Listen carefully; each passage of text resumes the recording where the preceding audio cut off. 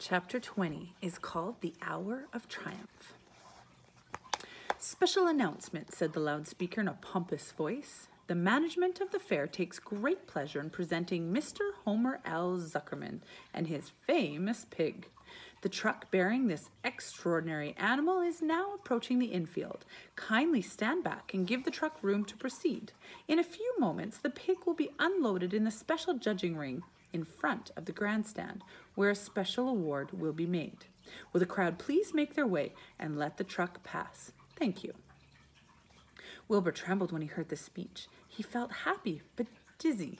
The truck crept along slowly in low speed. Crowds of people surrounded it, and Mr. Arable had to drive very carefully in order not to run over anyone. At last he managed to reach the judge's stand. Avery jumped out and lowered the tailgate. "I'm scared to death," whispered Mrs. Zuckerman. "Hundreds of people are looking at us." "Cheer up," replied Mrs. Arable. "This is fun." "Unload your pig, please," said the loudspeaker. "All together now, boys," said Mr. Zuckerman. Several men stepped forward from the crowd to help lift the crate. Avery was the busiest helper of all. "Tuck in your shirt, Avery," cried Mrs. Zuckerman, "and tighten your belt. Your pants are coming down." "Can't you see I'm busy?" replied Avery in disgust. "Look," cried Fern, pointing. "There's Henry." "Don't shout, Fern," said her mother, "and don't point." "Can I please have some money?" asked Fern. "Henry invited me to go on the Ferris wheel again, only I don't think he has any money left. He ran out of money." Mrs. Arable opened her handbag. "Here," she said. "Here's 40 cents. Now don't get lost, and be at our regular meeting place by the pig pen very soon." Fern raced off, ducking and dodging through the crowd in search of Henry. "The Zuckerman pig is now being taken from his crate," boomed the loud voice on the loudspeaker. "Stand by for an announcement." Templeton crouched under the straw in the bottom of the crate. "What a lot of nonsense," muttered the rat. "What a lot of fuss about nothing." Over in the pig pen, silent and alone, Charlotte rested.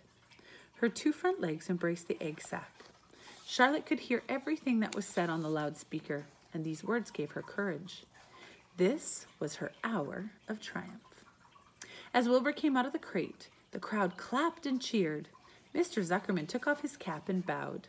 Lurvy pulled his big handkerchief from his pocket and wiped the sweat from the back of his neck. Avery knelt in the dirt by Wilbur's side, busy stroking him and showing him off. Mrs. Zuckerman and Mrs. Arable stood on the running board of the truck. "Ladies and gentlemen," said the loudspeaker, "we now present Mr. Homer L. Zuckerman's distinguished pig. The fame of this unique animal has spread to the far corners of the earth, attracting many valuable tourists to our great state.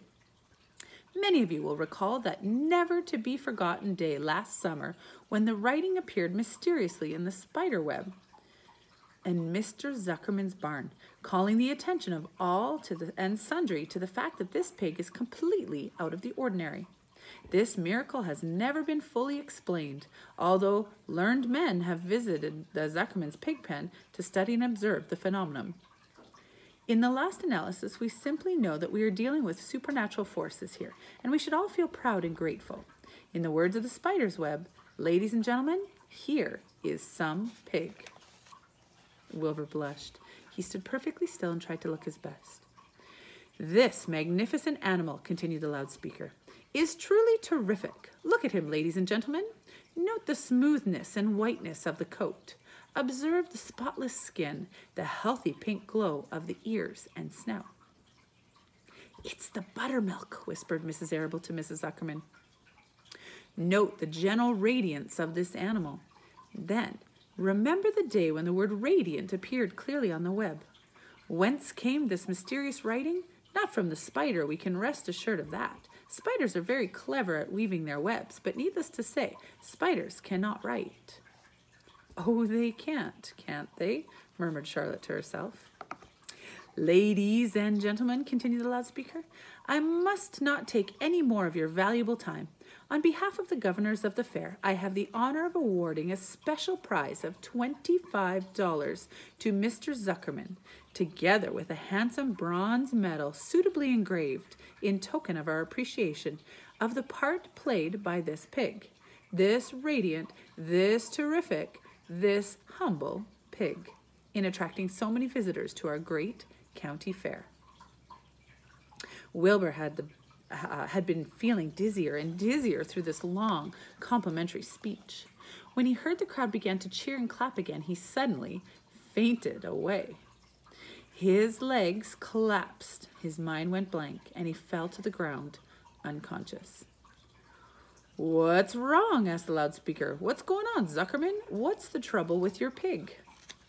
Avery was kneeling beside Wilbur's head, stroking him. Mr. Zuckerman was dancing about, fanning him with his cap.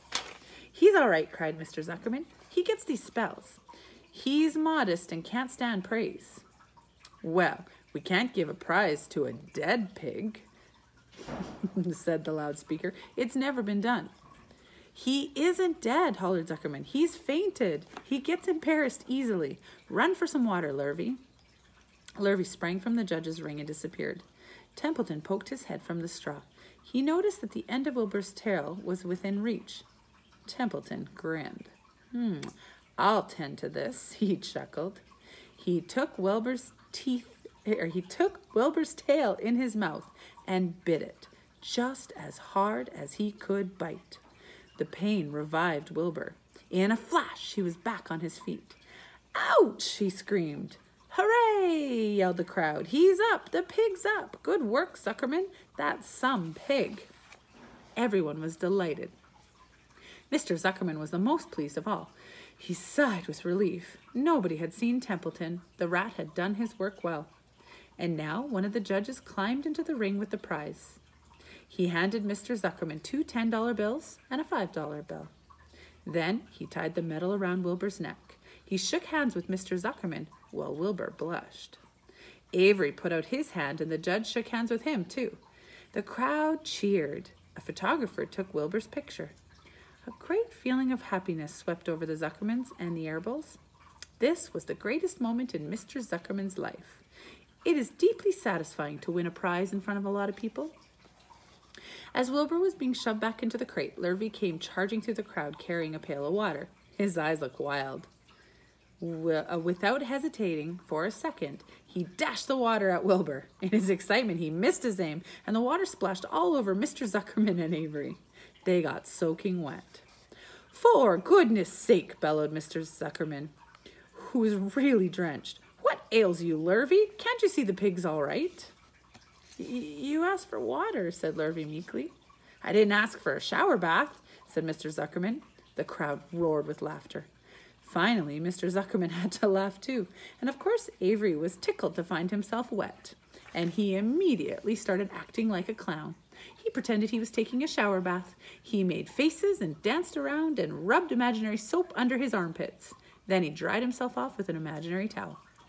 "Avery, stop it!" cried his mother. "Stop showing off!" But the crowd loved it.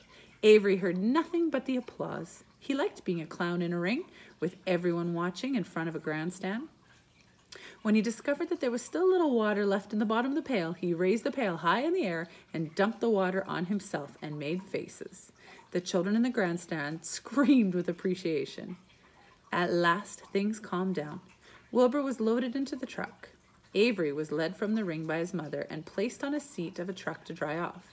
The truck, driven by Mr. Arable, crawled slowly back to the pig pen. Avery's wet trouser made a big wet spot on the seat.